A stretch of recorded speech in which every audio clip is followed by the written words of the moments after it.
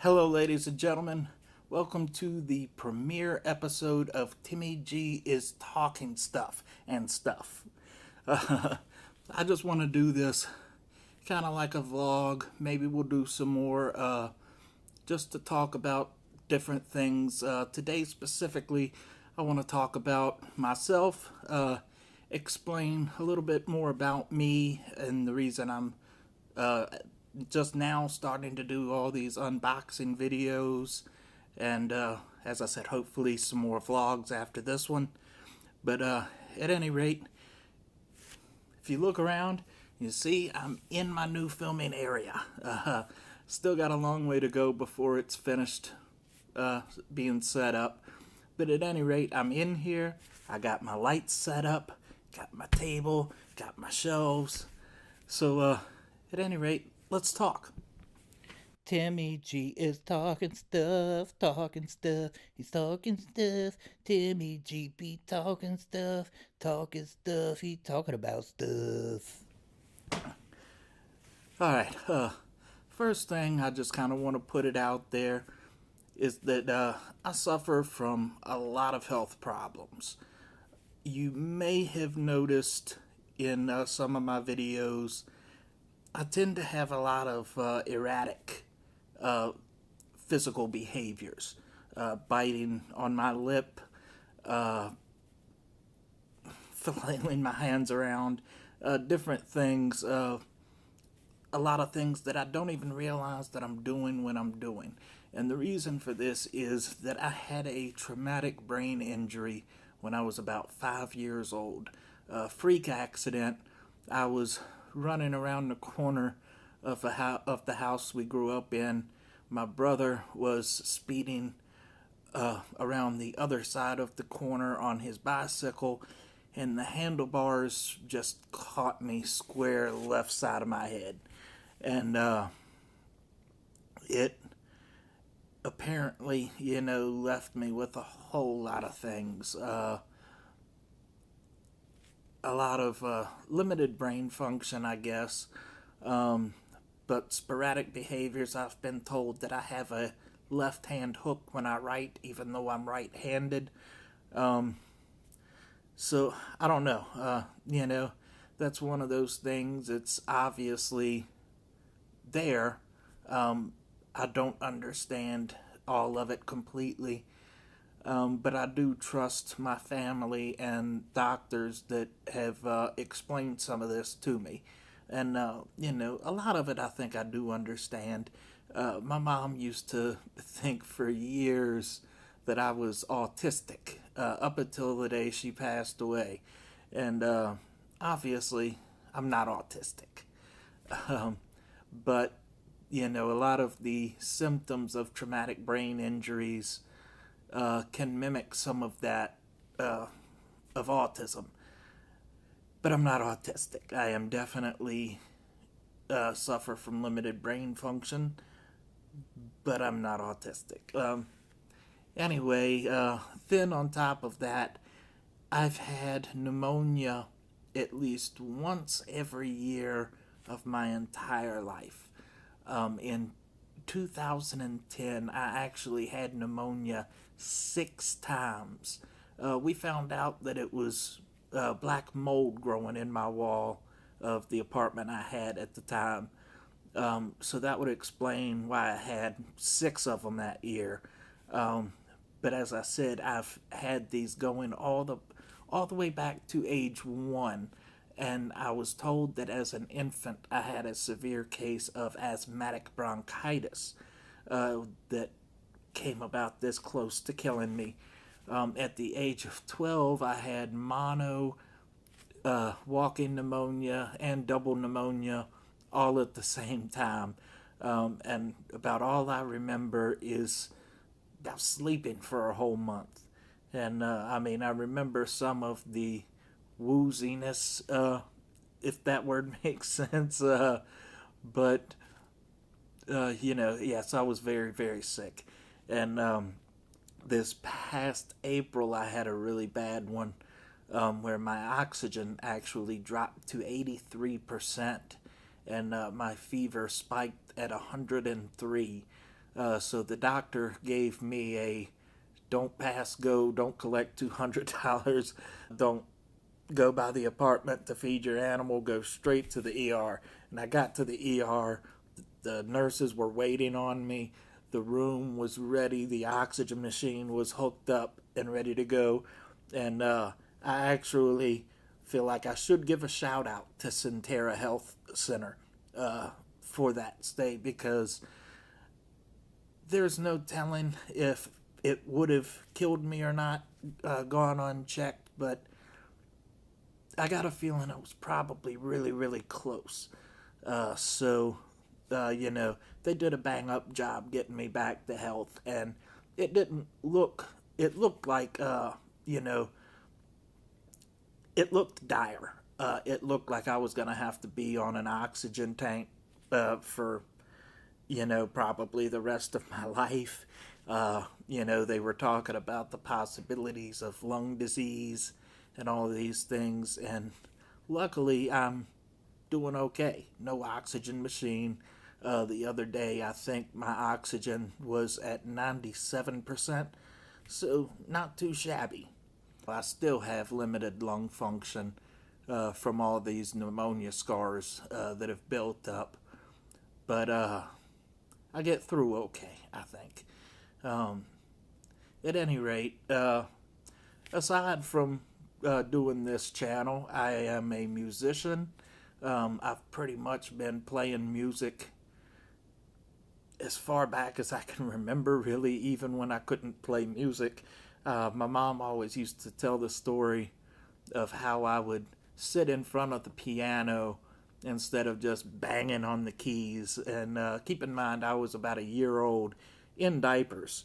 And I've still got the picture on Facebook, I believe. But, she told, she said she knew I would be a musician because I would sit there and pick out individual keys instead of just banging on the keys like most kids do. And she said that there was a night I was sleeping in her bed, and she said that we were awoken by the train passing through, and I asked her what that beautiful music was. It was the train passing through. So my mom just passed away here a couple months ago, and I'm gonna miss her every day of my life. Uh, she knew I was gonna be a musician. She supported me the whole way. Um, they even helped me along with my grandfather, Poppy, helping me to get more involved in music as I came of age. Uh, Poppy gave me my first cassette recorder, a little Fisher Price cassette player. I've got not the one, but the exact same model around here somewhere, probably still in a box. But I took that little tape recorder everywhere I went. I would tell stories, do little, just stupid little things a 7-year-old does. And, I absolutely loved that thing. So Poppy saw how much I used it. And so for the next year, on my 8th birthday, he bought me a dual cassette boombox. I think it was a cheap Emerson, I think. But it had a lot of capabilities for the time. You could dub a cassette while still using the mic, recording from the microphone at the same time. So you're dubbing the cassette, you're not recording it, through the microphone, but you're still using the microphone for voice things. And that got me started in learning to overdub. Way back, long before I got my first multi-track unit. I didn't get my first multi-track unit until 1999, believe it or not. So this dubbing, this overdubbing on cassette was basically my method of recording from the age of 8 until 1999. And I would have turned 8, I believe, 1986. So that's how long. And but at any rate, age 7 was really my true beginning to work in audio. And I am grateful every day of my life that I was, supported and given the opportunities to progress as I did. In 1999, as I said, I got my first multi-track unit. It was a Fostex 8-track, digital 8-track with one of those little SCSI zip drives, and had a lot of fun with that until 2001 or 2002, I guess, when I finally stepped up into computer recording and DAW software. I believe my first one was Cakewalk Music Creator, something like that. And I had already gotten a little bit used to drum machines. Back in '99, I think, was when I got my first drum machine. And even so, I used a lot of royalty-free loops and stuff to create little beats and melodies and stuff for a long time, even though I've been playing guitar since I was about 14, I think. So I'm 39 now. I'll turn 40 this April. But, so I did that for a long time, and eventually stepped into Machine. And I really love Machine because it gives me the opportunity, instead of using royalty-free loops, I just create my own loops using the drum pads, the keyboards, recording my guitars, so the bass, so forth and so forth, and so I really, really like that. Anyway, I'm not going to drag on that too long because I could go for hours about that. At any rate, let's get on to why I'm doing this as far as the unboxing videos and the vlog. For a long time, I've had a problem with stage fright and fear of being in front of the camera. I get really, really nervous, and I think probably because of the brain damage, sometimes my nervousness is really exacerbated and can really get things beyond my control.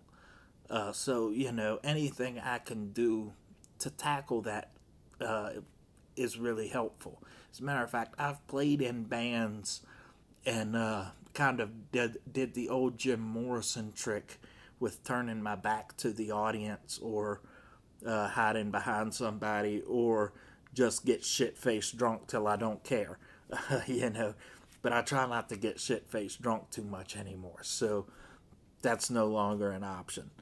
But at any rate, so that's why I'm, doing this. And I've been watching unboxing videos for a while. I think I never really thought about, I knew they existed, but I never really thought about getting subscription boxes before until I started watching. I think Nerdy Noob was one of the first ones I started watching. And, she'd open up the Loot Crate and Geek Fuel boxes and stuff, and I was just like, wow, Now, granted, some of the boxes were crap, but a lot of them had some really, really cool stuff. I remember she opened up a box, a WWE Slam Crate by Loot Crate, that had a fanny pack that was the WWE title belt. And I was just awestruck. And I still haven't gotten myself one because I've seen them on eBay and they're selling for like $50, and I don't want to pay $50 for one, but I really, really want one. Maybe I'll get one day. Somebody will sell it to me for $20 or something, maybe. I doubt it, but at any rate, so I started getting some of those Loot Crate and Geek Fuel, Slam Crate. I still get Slam Crate.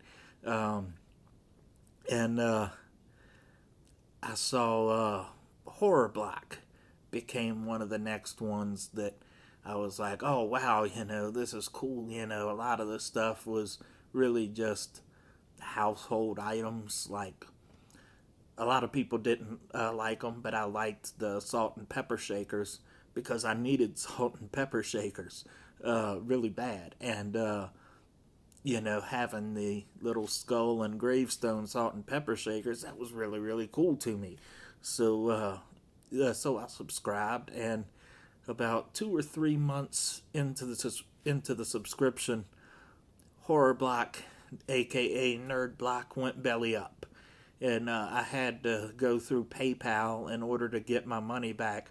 I think I still had like 3 more boxes or something that they owed me, but thankfully PayPal was able to recover my money and make it all good.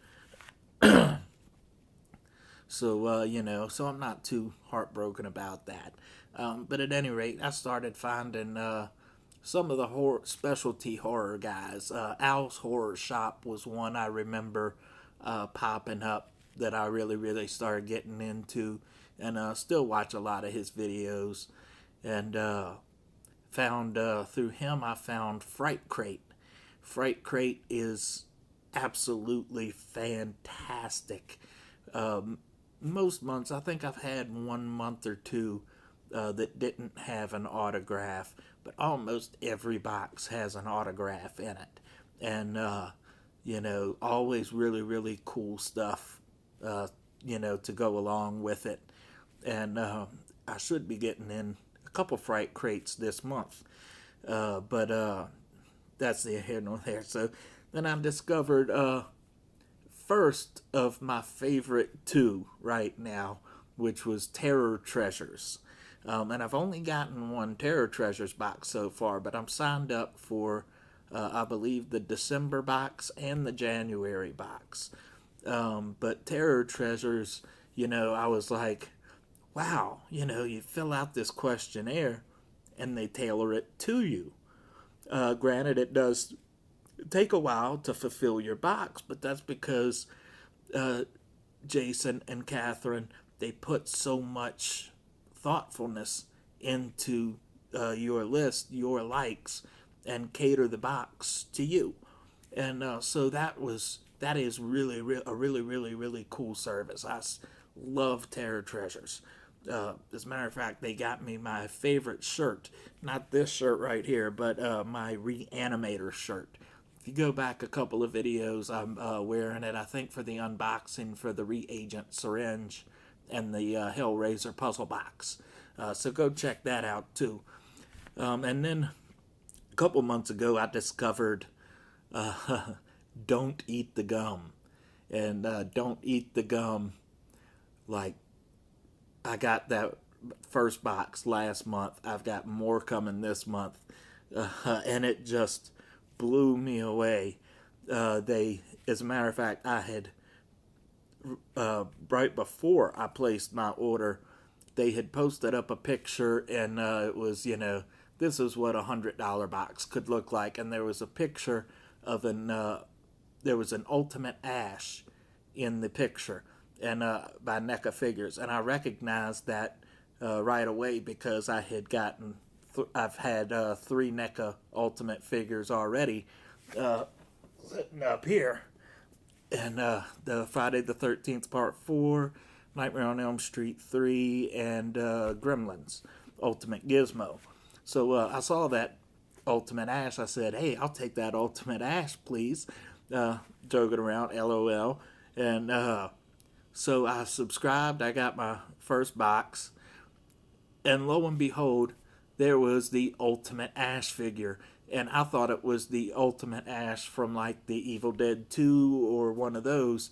And it was actually Ultimate Ash from Ash vs. Evil Dead on Stars, which like blew me away. I didn't even know that figure existed. So that was, words cannot describe it. And I don't know if you can really see from the side here, there's a Stranger Things kind of crossover art print there that I absolutely love, was in my Don't Eat the Gum box. And Don't Eat the Gum is kind of similar to Terror Treasures in that, you include in the notes section what movies you like, what kind of things you're into, any non-horror stuff, if you want. So that's really, really, really, really cool. Terror Treasures and Don't Eat the Gum are absolutely my favorite two boxes right now. And Fright Crate is probably a close third. Because even though it's not customized to my personal taste, Fright Crate is amazing. But at any rate, I watched all these unboxing videos, and I was starting to do little picture unboxings on my Facebook page, but nothing major. But these, videos that just look like so much fun going through the boxes and everything. And so when I found out I was going to get this new apartment, I said, well, you know what? I'm going to start doing videos. I've got all the video equipment I need. I've got like 5 or 6 different cameras. I've got a Canon G20 here somewhere, which is probably my best camcorder. But I'm using this one, the Zoom Q8, because it's got an attached shotgun microphone with pristine audio. So with that, I don't have to record to an external source. I'll skip all the jargon, but needless to say, it makes filming these things or mixing these things down and editing a lot easier. But at any rate, I can't think of anything else really that needs to be that I think needs to be addressed. I just kind of want to, like I said, I just wanted to introduce myself finally and let everybody get to know a little bit more about me. Stay tuned, because as soon as I finish filming this video right here, I have a box package from Rotten Reynolds. So that's going to be fun. Anyway, stay tuned, and I will catch you in the next one. Timmy G is talking stuff. He's talking stuff. Timmy G be talking stuff. He talking about stuff.